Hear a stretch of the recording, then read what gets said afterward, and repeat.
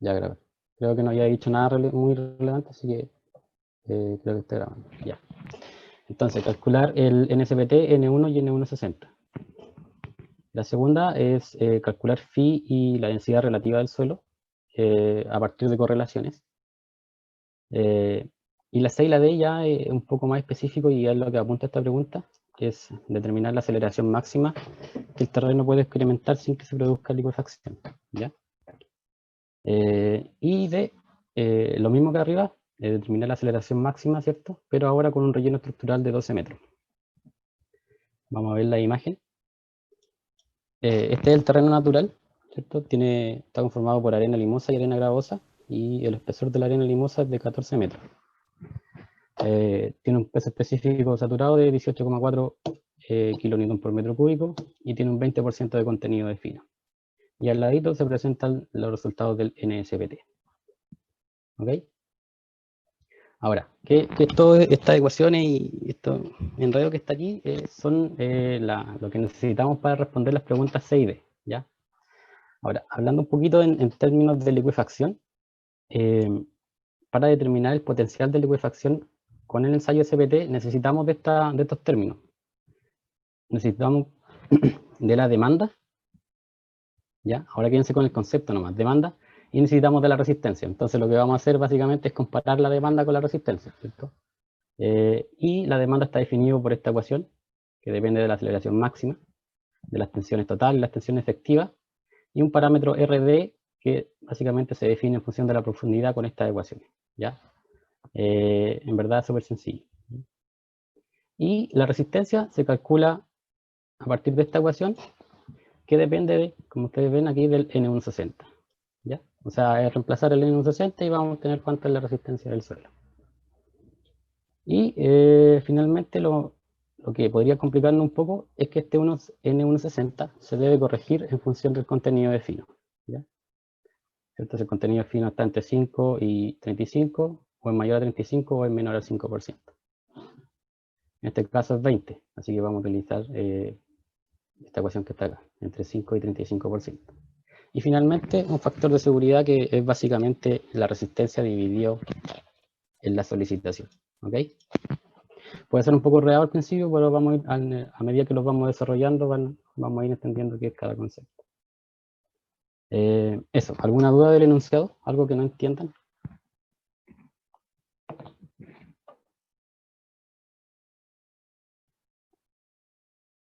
Ya, creo que no.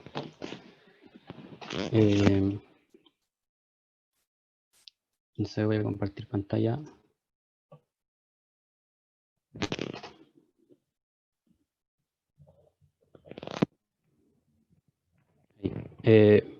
¿Ven ahora lo que dice auxiliar número 1, fundaciones?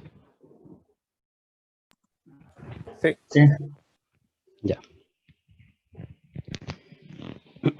Entonces,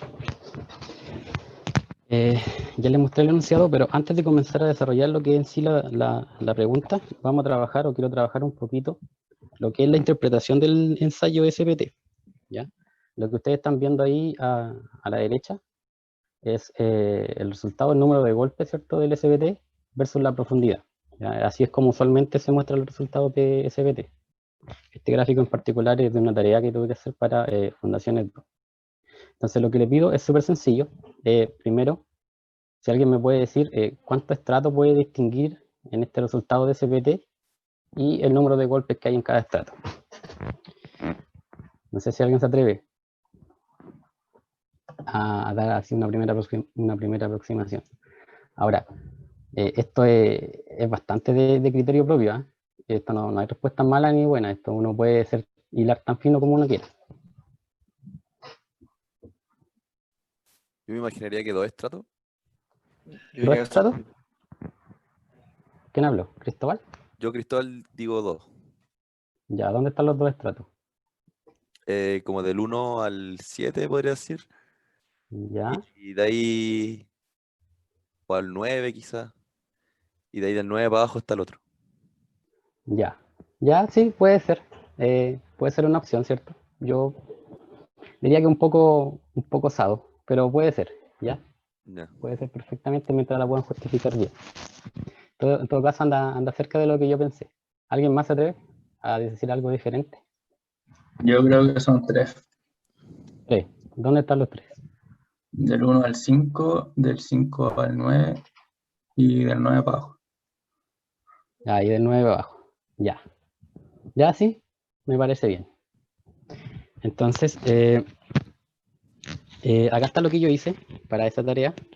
Lo hacéis como lo dividí yo, que se parece bastante a lo que dijo el compañero, ¿cierto? El último compañero, que no recuerdo quién fue, que lo dividí en 3 estratos.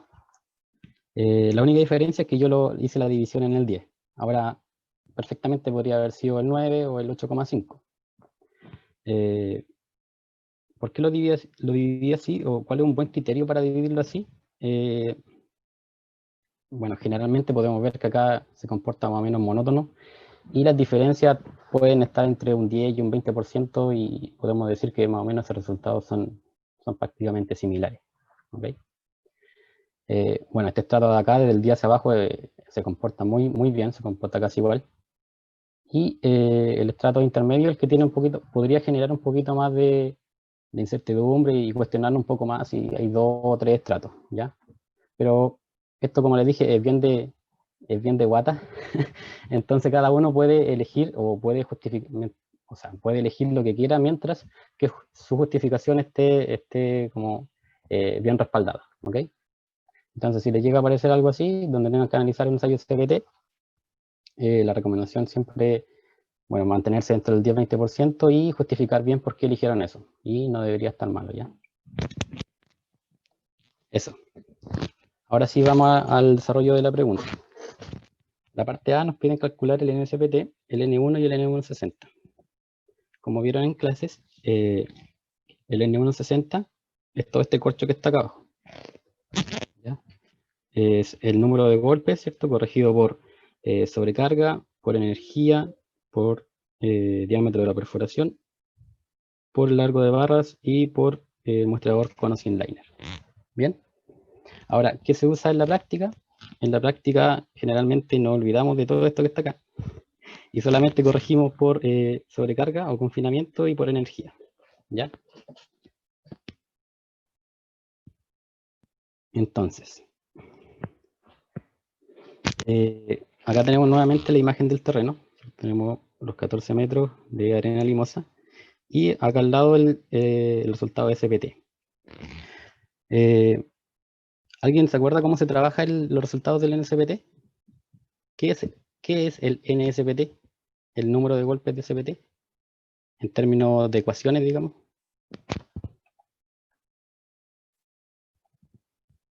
La suma del N2 y N3. Claro, ¿cierto? El NSPT es igual a N2 más N3, ¿ya? Entonces nos olvidamos de que existe N1, porque ese 1 es digamos, como los golpes de los primeros 15 centímetros, que usualmente se descartan porque puede tener interferencia como digamos, de la perforación que está más arriba. Entonces nos olvidamos de que existe el N1 y solamente el NSPT lo calculamos como la suma de N2 más N3, ¿ya? En esta fila, en esta columna, ¿verdad? Están los resultados del NSPT, que es sumar 6 más 9, 10 más 9, da 19 y así, hasta llegar abajo. Ahora, ¿qué pasa a los 15 metros? ¿Por qué lo tengo marcado en rojo? 125. Parece un valor, digamos, que yo podría usar para los cálculos.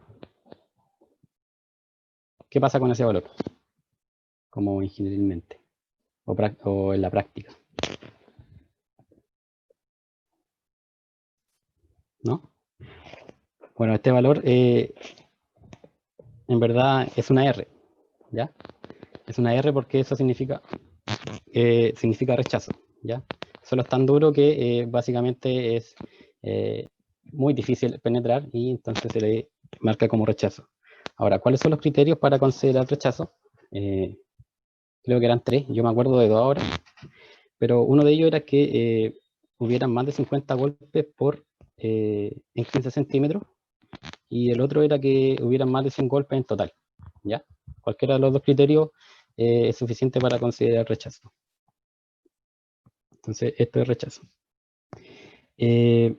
Después, para calcular la corrección por confinamiento, está esta ecuación que está aquí abajito. Es una de las ecuaciones que el profesor le mostró en clase, ¿ya?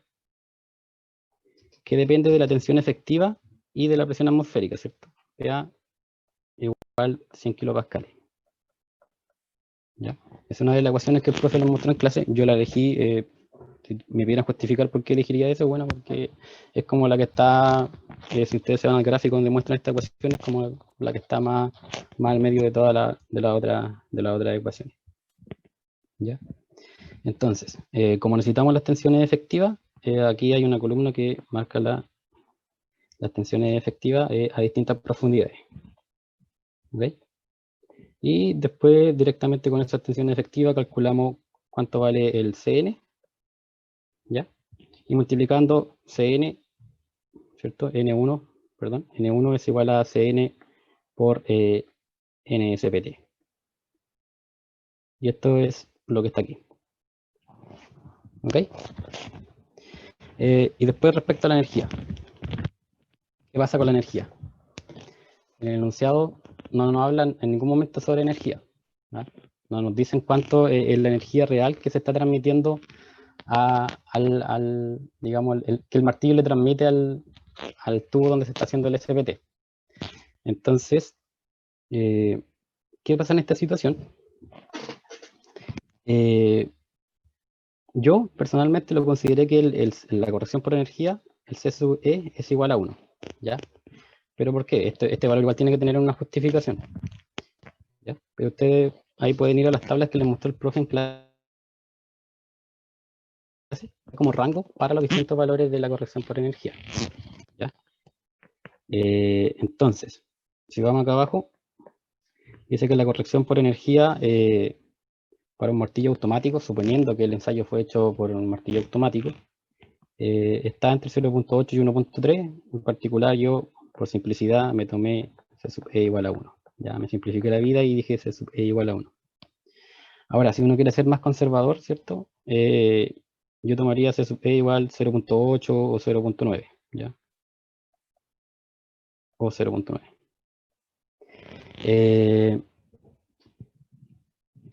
Si en un control le aparece esto y no tienen información de la energía, siempre es más fácil justificar que por criterio conservador yo tomo un número menor, ¿ya? Siempre que cuando uno toma números más altos es más difícil dar una justificación de por qué yo elegiría un número más alto, siendo que podría llevarme quizá a un diseño más osado. Pero yo tomé 0.1. ¿Ok? Y entonces, o sea, 0.1. C sub E igual a 1. Entonces, como C sub E igual a 1, entonces el N1 es igual al N160. ¿Ok? ¿Alguna duda hasta ahí? Súper sencillo.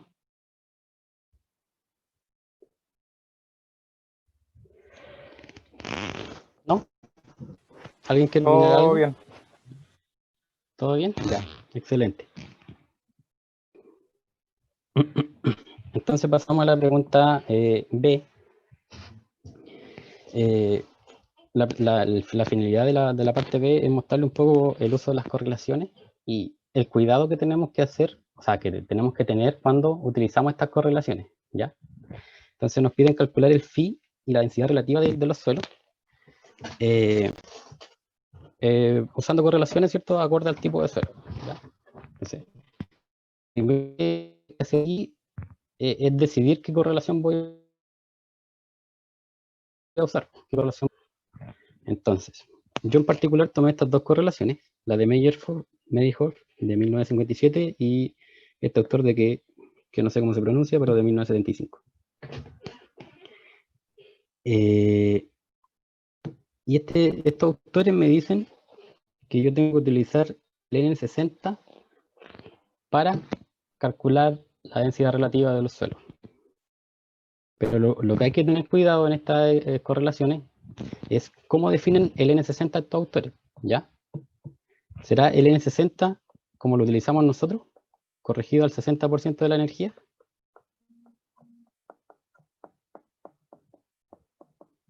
¿Qué creen ustedes? ¿Será tal cual lo utilizamos nosotros? El profe le mencionó sobre esto en clase, que hay que tener cuidado con estos parámetros.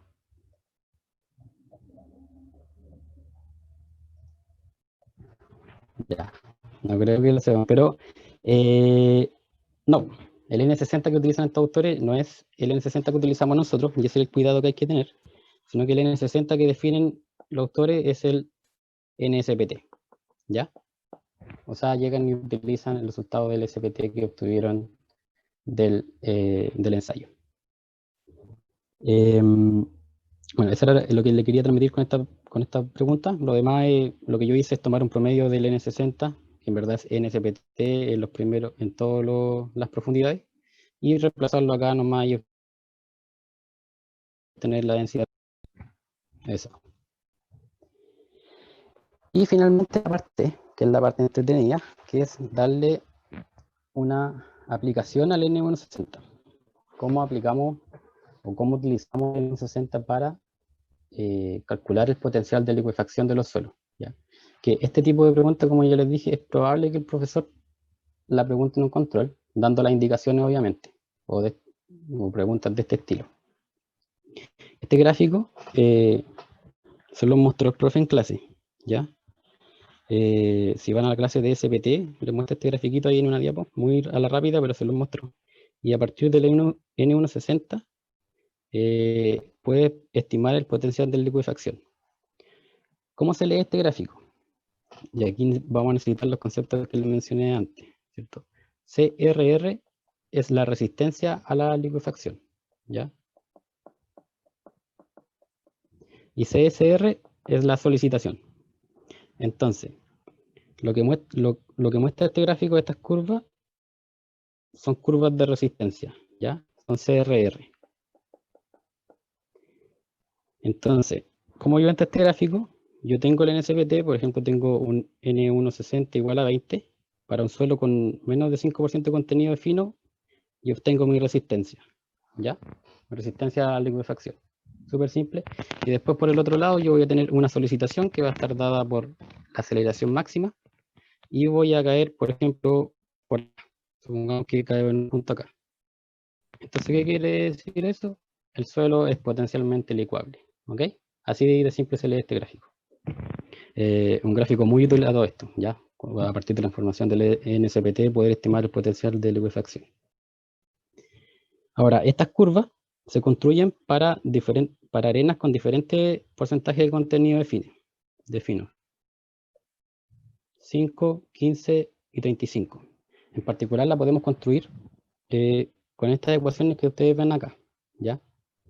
Este CRR 7,5 que yo les doy enunciado representa esta curva de aquí, ¿ya? Ahora, ¿cómo lo corrijo por contenido? ¿No? Lo que se hace es corregir el N160 que vamos a ingresar a la ecuación, ¿ya? Si el suelo fuera limpio, yo llegaría y utilizaría esta ecuación. Ya diría N160 igual tanto, entonces la resistencia igual a algo, ¿ya? Pero como tenemos 20% de contenido fino, lo que vamos a hacer es corregir eso. ¿Cómo se corrige? Con estas ecuaciones que están, vamos a decir que el N160 corregido por contenido fino es igual a alfa más beta por el N160, digamos, que nos da a nosotros. O sea, el N160 así, que obtuvimos del SPT. ¿Ya?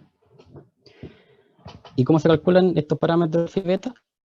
Estas ecuaciones que ven aquí abajo, que dependen del contenido fino en porcentaje. ¿Ya? O sea, ustedes reemplazan 20% aquí y 20% acá y obtienen alfa y beta. Y después entonces dicen N160, ¿cierto? Corregido por contenido fino, es igual a 3,6 más 1,0808 por el N160 que nos dio a nosotros. ¿Ok? Y una vez que tienen el N160 corregido, llegan y lo reemplazan en esta ecuación, ¿no? ¿Ya? Lo reemplazan aquí, aquí y acá y van a obtener resistencia. Y eso es lo que yo les muestro en la siguiente tabla. Les muestro la profundidad, el N160 sin corregir, el alfa, el beta, el N160 corregido, ¿ya?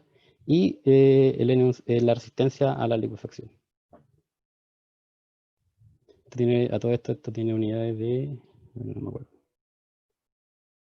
No tiene unidades. ¿Ya?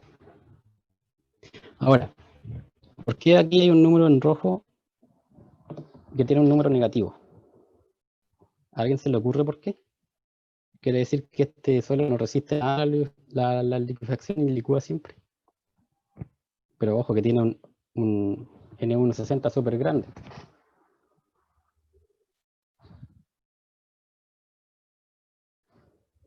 ¿Alguien? Es porque la curva no está calibrada para valores mayores a 30, ¿no? Claro, ¿quién respondió? Cristian. Claro, exactamente. Como dice Cristian, si ustedes vuelven atrás, ven que estas curvas están calibradas para valores de N160 que son menores a 30. Y de hecho, para valores que son mayores a 30 tienen súper pocos datos. Entonces es difícil calibrar una curva que esté por sobre el N160 mayor a 30. Entonces, ¿qué se hace? Se dice que para N160 mayores a 30, generalmente el suelo es tan bueno que no licúa, ¿ya? No hay liquefacción. Ojo, esto es generalmente, tampoco está Matías, escrito en piedra. ¿Ah? aquí estáis tapando la presentación. Ahí sí. Ahí sí, sorry, que tenía Bueno, los integrantes. ¿Ya? ¿Quedó claro? Ahora, lo que nos piden a nosotros es la aceleración máxima que soporta el suelo. Entonces, para eso necesitamos entrar a calcular la demanda del suelo, ¿ya? La demanda del suelo, que es la precipitación cíclica, está definida con esta ecuación, que depende aquí de la aceleración máxima, de las tensiones y de un parámetro de reducción por profundidad, ¿ya? El parámetro de reducción se define en función de la profundidad con estas ecuaciones, y estas ecuaciones que ustedes ven aquí, en verdad es esta curva, ¿ya? Eso para que lo tengan en mente, en verdad es bastante más profundo de lo que podrían preguntarle a ustedes, o de lo que entraría en un control si fuera de este tipo. Entonces, ¿qué hago? ¿O qué podemos hacer? Calcular los parámetros que son calculables de esta expresión, pues, ¿cierto? Las tensiones totales, las tensiones efectivas y el RD. Entonces acá les muestro la profundidad, tensiones totales, efectiva, RD. ¿Y cómo calculo la aceleración máxima entonces? Si ya tengo el CRR, que es la resistencia, y tengo casi todos los parámetros que componen el CSR, que es la solicitación.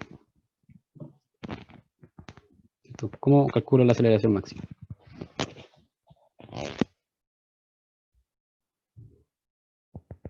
La forma de hacerlo es a través del factor de seguridad.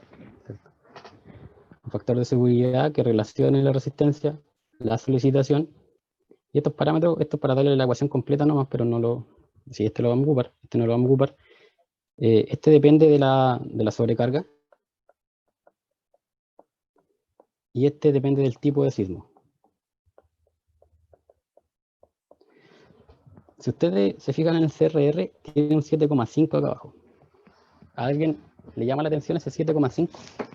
¿Por qué 7,5?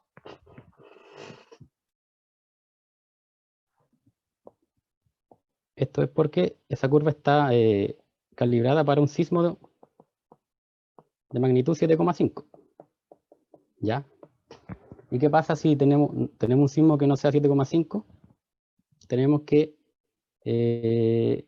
este parámetro que es el factor de escala por magnitud de sismo, que nos va a corregir esa diferencia aquí. ¿Ok? Entonces, por ahora nos vamos a olvidar de esto porque de esto también porque no existe, que es un factor de reducción por corte estático, y de la sobrecarga, ¿ya? Entonces el factor de seguridad va a quedar Fs igual a la resistencia dividido en la solicitación. ¿Ok? Ahora, imponemos que el factor de seguridad sea igual a 1 porque queremos ver justo el punto donde el suelo va a licuar, y entonces vamos a tener una relación entre el CSR y el CRR, ¿cierto? Que tienen que ser iguales. Y de esa relación podemos despejar la aceleración máxima. ¿ok? Porque conocemos todo lo demás, conocemos la resistencia, los factores de reducción en profundidad, las tensiones y podemos despejar la aceleración máxima, ¿ok? Que es 0,212 G.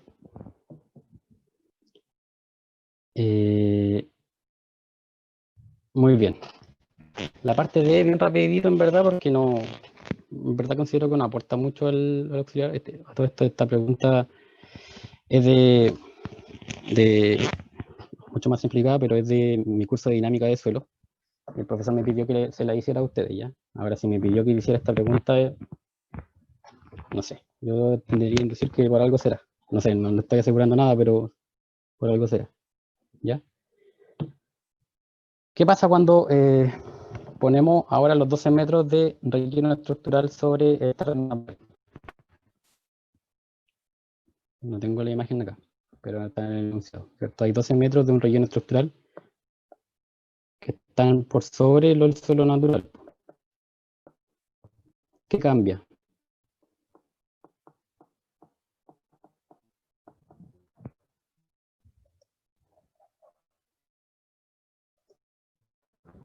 Lo que cambia, bueno, hasta aquí la presentación, es la condición de esfuerzo, ¿ya?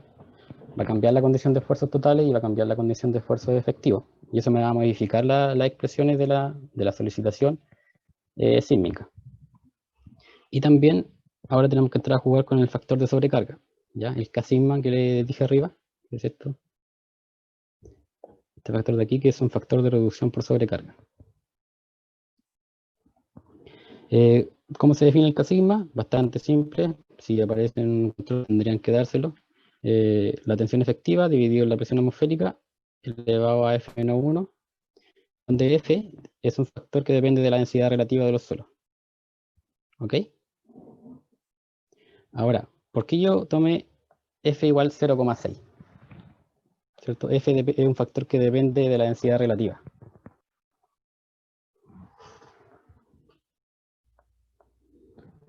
No creo que se acuerden, pero en un principio calculé la densidad relativa. Calculé a partir de una correlación cuánto era la densidad relativa del suelo y me dio que era cercano a 80. Entonces yo me guié por eso y dije ya F igual 0,6. Y entonces tengo el K sigma. Y a partir del K sigma, esta ecuación es exactamente igual que la parte anterior, solamente que ahora va a estar este factor aquí. Vamos a poder despejar la aceleración máxima a partir del CSR. ¿Ok? Sí. La profundidad, ahora, ojo, que esta profundidad está considerando los 12 metros de peso que vamos a tener sobre el suelo natural. ¿Ya? Las tensiones totales que cambiaron, aumentaron, las tensiones efectivas que también aumentaron, y el factor K sigma, ya que esta corrección que va a haber por sobrecarga. Y vamos a tener una nueva aceleración máxima. Eso es todo. ¿Ya? Ahora, la aceleración máxima del relleno, o sea, que hay con relleno estructural es 0,378. Esto es como dato curioso, pero para los que les interesa el tema de la liquefacción, y este resultado me lo cuestioné bastante porque se supone que mientras mayores son las presiones, mayor es la tensión a la que está sometido el suelo, mayor es la tendencia que tiene este suelo a licuar. ¿Okay? Entonces, este resultado es un poco contradictorio porque me está diciendo que la aceleración máxima que soporta el relleno cuando lo estoy cargando más, ¿cierto? Es mayor. ¿Sí? Entonces aquí hay algo raro que no pude averiguar por qué en la tarea, pero sí me cuestioné el hecho de que esta aceleración, sabiendo que el suelo está más cargado, tenga, digamos, más capacidad de resistir aceleraciones mayores. Bien. Eso con respecto al ST. No sé si, espero hayan entendido bien. Ahora vamos a pasar a la pregunta del CPT, que en verdad es mucho más sencilla.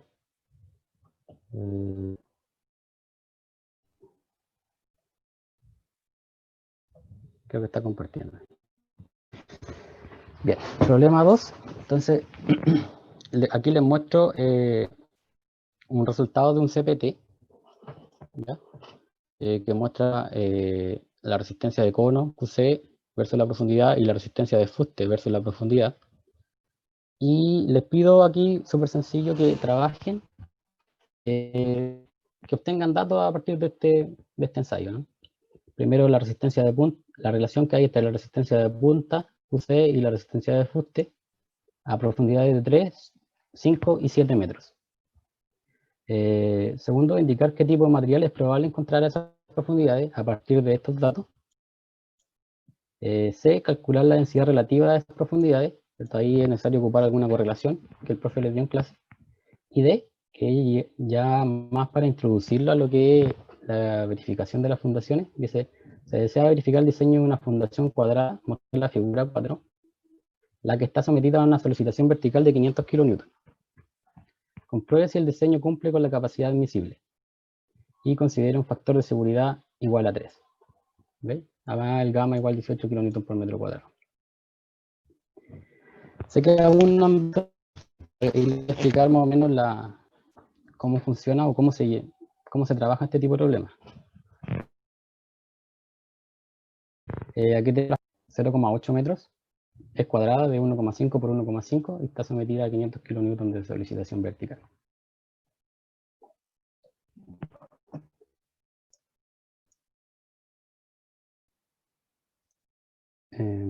Compartir.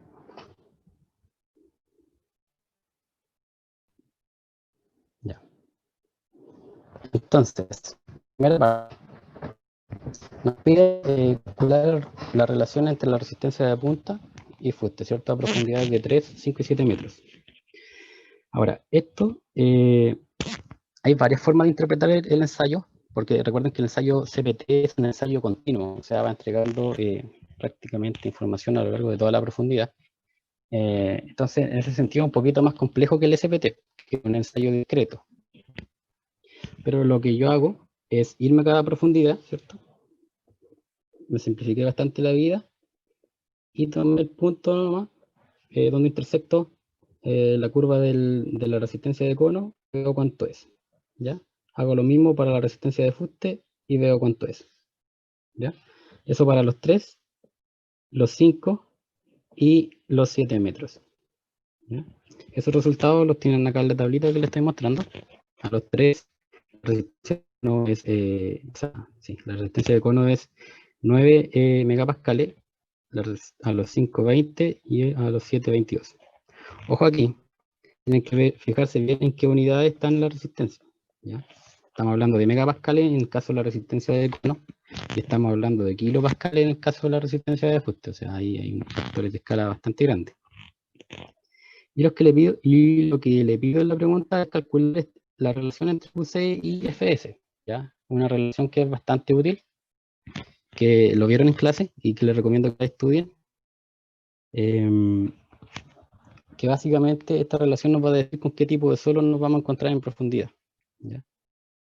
Entonces, tenemos FS y QC, entonces básicamente aquí directamente debe hacer la división, ¿no? 40, ¿cierto? Kilopascales, ojo, dividido en 9 por 1000, ¿ya? Porque estamos pasando de megapascales a kilopascales. Y esto por 100%. De nuevo estoy tapando la pantalla, creo. Ya. Eso lo hacemos para todas las profundidades, tenemos los datos y nos va a dar el FR a distintas profundidades, ¿ya? ¿Alguna duda con eso?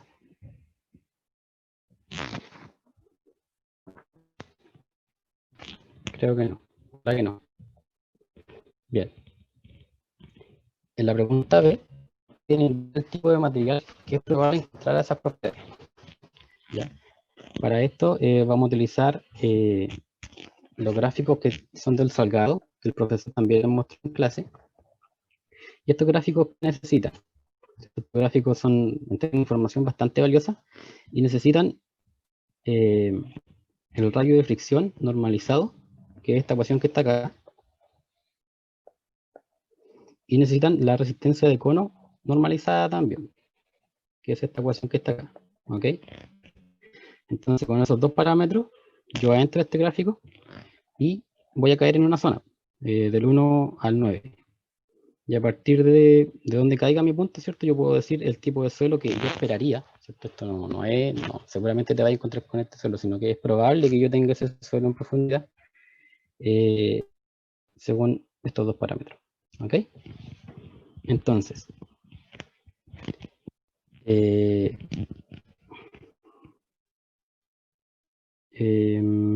tenemos la resistencia de profundidades, necesitamos las tensiones totales y las tensiones efectivas.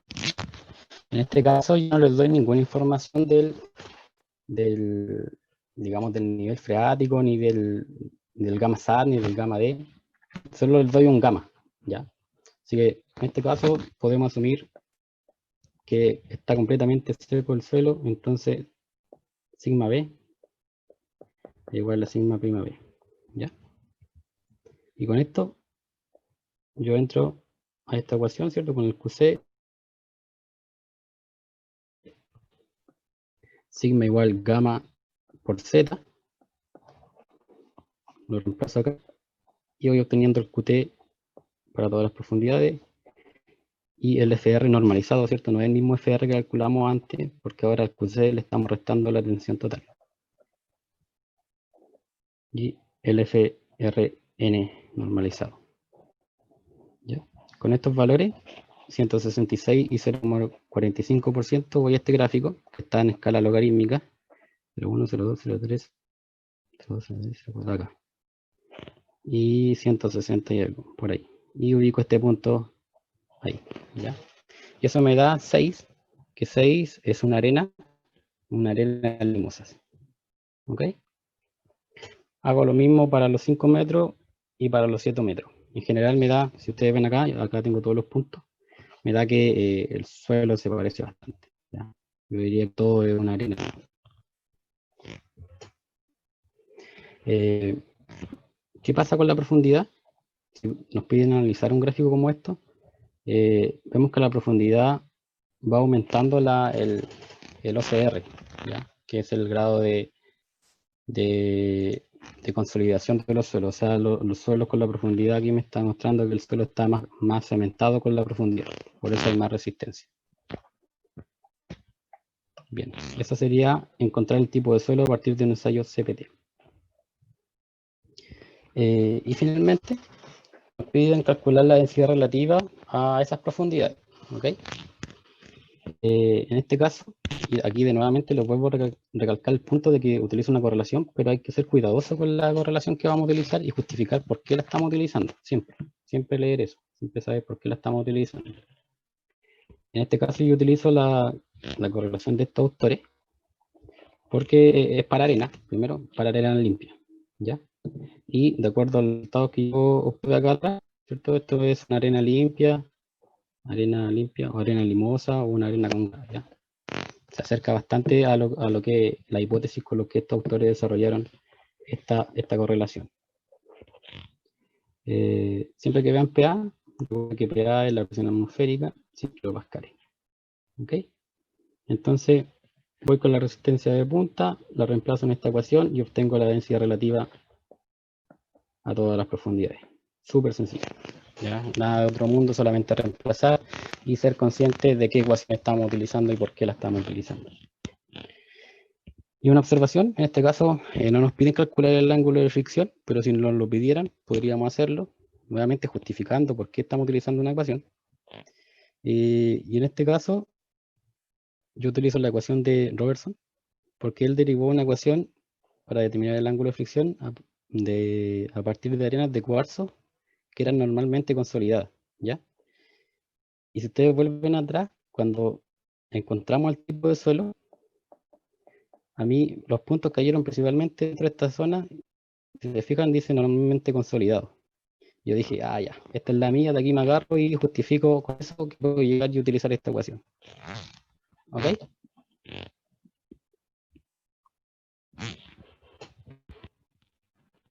¿Alguna duda? ¿Algo que quieran decir? ¿Algo que no se haya entendido de esta parte?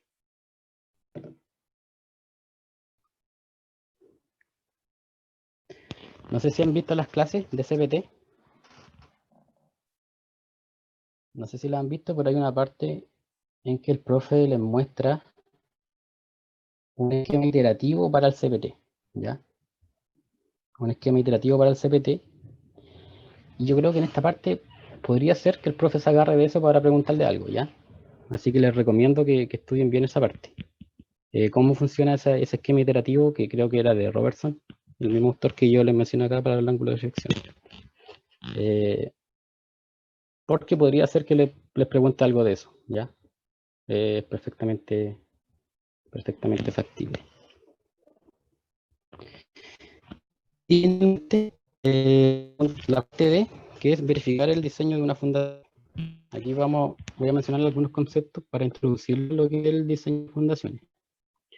Cuando tenemos una fundación, como esta, esto que ven acá, bueno, esto es el nivel de terreno natural, ¿ya? Nivel de terreno. Esto que está acá abajo, donde se apoya la fundación, se llama sello de fundación. ¿Ok? Esta distancia, que mide 1,5, solamente se le llama B, el ancho. Y la profundidad se le llama, ¿cierto? Supongamos que esta es una recta que está entrando al plano, me quedó mal, pero supongamos que está entrando al plano, ¿cierto? A esto se le llama L. Y esto que está acá se le llama D o DF, ¿ya? Esos son los nombres que se utilizan para definir las fundaciones superficiales. Ahora, usualmente se tiene que B es menor que L, ¿ya? Siempre vamos a estar trabajando por el lado menor de la fundación, porque probablemente sea el lado donde se nos van a concentrar las tensiones, al ser el lado menor.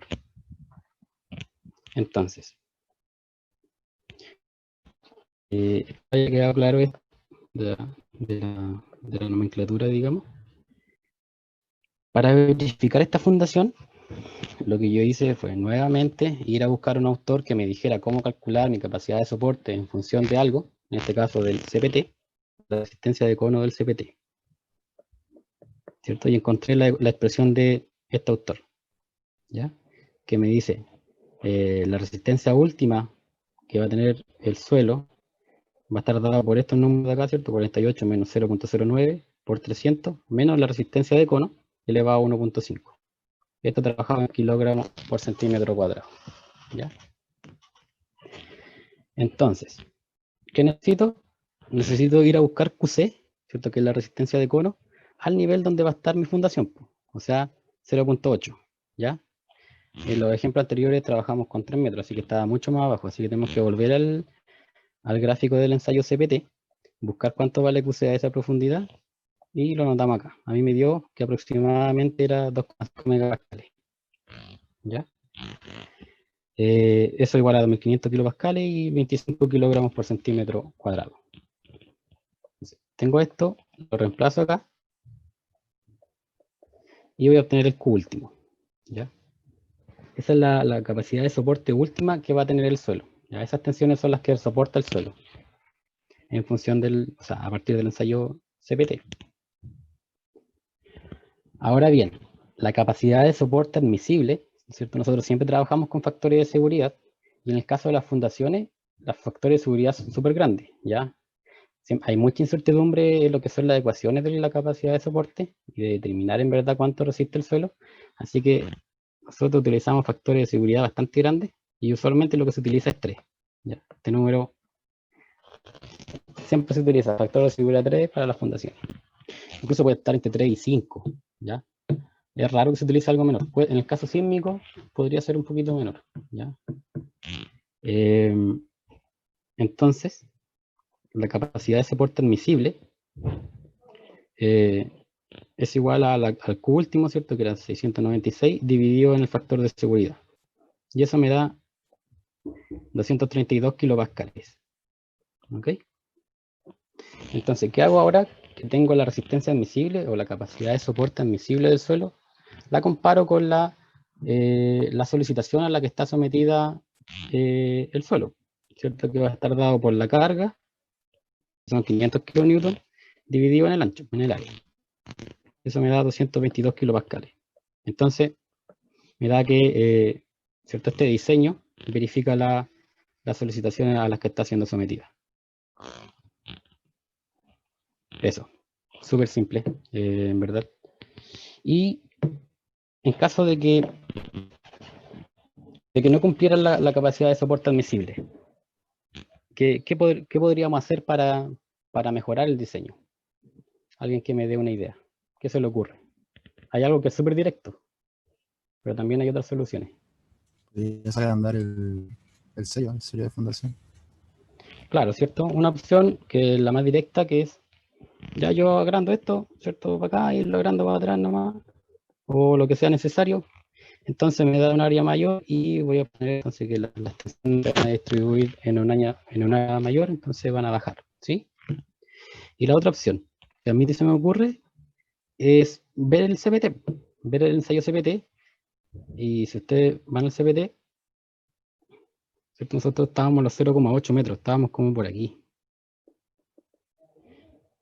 Vemos que si bajamos un poquito más, hay un incremento de la resistencia de cono, algo incrementa, ¿cierto? Entonces lo que se nos da es bajar esto un poquito más, ¿cierto? Darle un poquito más de profundidad, ¿cierto? Bajar el sello de fundación, no sé, tal vez a 1 metro o a 1,2 metros, ¿ya? Esas serían las dos soluciones que o sea, eso, me confundí. Bien, eso era el auxiliar.